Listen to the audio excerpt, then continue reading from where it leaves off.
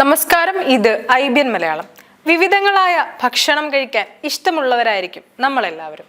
അത്തരത്തിൽ ഭക്ഷണം ആസ്വദിക്കാൻ നിരവധി ഹോട്ടലുകളിലും തട്ടുകടലിലും നമ്മൾ പോകാറുമുണ്ട്. എന്നാൽ പഴകിയ ഭക്ഷണം കഴിക്കാൻ നിങ്ങൾക്കിഷ്ടമാണോ? അങ്ങനെ പഴക്കമുള്ള ഭക്ഷണം വിൽക്കുന്ന ഒരു ഹോട്ടലിനെ പറ്റി നിങ്ങൾക്കറിയാമോ? എന്നാൽ കേട്ടിട്ട് നെറ്റ് ചുളിക്കേണ്ട അങ്ങനെ ഒരു ഹോട്ടലുണ്ട്. Koothattukulam breeze food court. പറയുന്നത് വെറുതെയല്ല. ആലപ്പുഴ ഹരിപ്പാട് സ്വദേശികളായ ഉണ്ണികൃഷ്ണനും കുടുംബവും മൂന്നാർ പോയിട്ട് വരുന്ന വഴിക്ക് ഇവിടെ ഒന്ന് കയറി.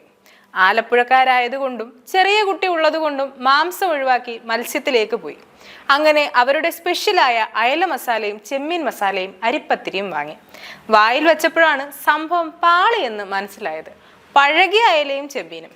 അതല്ല രസം, പഴകിയ ഭക്ഷണമാണെന്ന് ഹോട്ടൽ ജീവനക്കാരോട് സംഭവം പറഞ്ഞു. അവരുടെ മറുപടിയാണ് അതിലും മനോഹരം. ചിലപ്പോൾ പഴയതാകും, ഞങ്ങൾക്കറിയില്ല. എങ്ങനെയുണ്ട് നമ്മുടെ കൂത്താട്ടുകുളത്തെ ബ്രീസ് ഫുഡ് കോർട്ട്? എന്തായാലും ഇത്ര അടിപൊളി പഴകിയ ഭക്ഷണം വിളമ്പുന്ന ബ്രീസ് ഫുഡ് കോർട്ടിനെതിരെ ഫുഡ് സേഫ്റ്റി അതോറിറ്റിക്ക് പരാതി നൽകിയിട്ടുണ്ടെന്ന് ഭക്ഷണം കഴിക്കാൻ പോയ ഉണ്ണികൃഷ്ണൻ പറയുന്നു. കഴിഞ്ഞ ദിവസം ഞങ്ങൾ മൂന്നാറിൽ യാത്ര ചെയ്ത് വരുന്ന മതി കൂത്താട്ടുകുളത്ത് എത്തിയപ്പോൾ വൈകുന്നേരം 7:30 ആയിട്ടുണ്ടാവും. ഫുഡ് കഴിക്കാൻ തോന്നി. ഞങ്ങൾ ആദ്യത്തെ കണ്ട ഹോട്ടൽ ബ്രീസ് എന്ന് പറയുന്ന ഹോട്ടലാണ് കൂത്താട്ടുകുളത്ത്.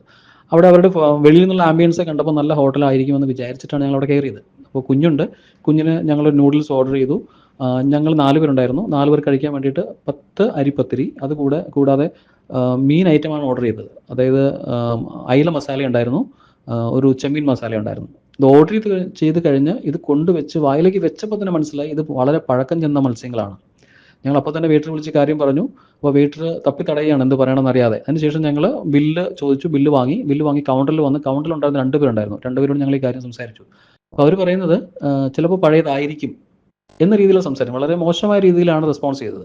അതിനുശേഷം ഞങ്ങളിപ്പോൾ ഫുൾ പേയ്മെൻറ്റ് ചെയ്തിട്ട് അവിടെ നിന്ന് ഇറങ്ങിയ ശേഷം ഞങ്ങൾ വീട്ടിലേക്ക് തിരിച്ചെത്തി. ഇന്ന് രാവിലെ ഞാൻ ഫുഡ് സേഫ്റ്റി അതോറിറ്റിയിൽ വിളിച്ചിട്ട് കംപ്ലയിൻറ്റ് രജിസ്റ്റർ ചെയ്തിട്ടുണ്ട്. ഇങ്ങനൊരു വാർത്ത ഞാൻ നിങ്ങൾക്ക് അയച്ചു തരാനുള്ള കാരണം, പലരും യാത്ര ചെയ്യുമ്പോൾ, പ്രത്യേകിച്ച് മൂന്നാറിലൊക്കെ യാത്ര ചെയ്യുന്ന ആൾക്കാർ ഹൈവേ സൈഡിൽ തന്നെയുള്ള ഇതുപോലുള്ള ഹോട്ടൽസ് ആയിരിക്കും ഡിപ്പെൻഡ് ചെയ്യുക. നമ്മൾ പൈസ മുടക്കാൻ റെഡിയാണ്, പക്ഷേ നമുക്ക് ദോഷകരമാകാത്ത ആഹാരം കഴിക്കാനുള്ള അവകാശം നമുക്കുണ്ട്. അപ്പോൾ മറ്റുള്ള ആർക്കും ഇങ്ങനെയൊരു ദുസ്ഥിതി ഉണ്ടാവാതിരിക്കാൻ വേണ്ടിയിട്ടാണ് ഞാൻ നിങ്ങൾക്ക് ഈ വാർത്ത ഷെയർ ചെയ്യുന്നത്. News desk IBN Malayalam.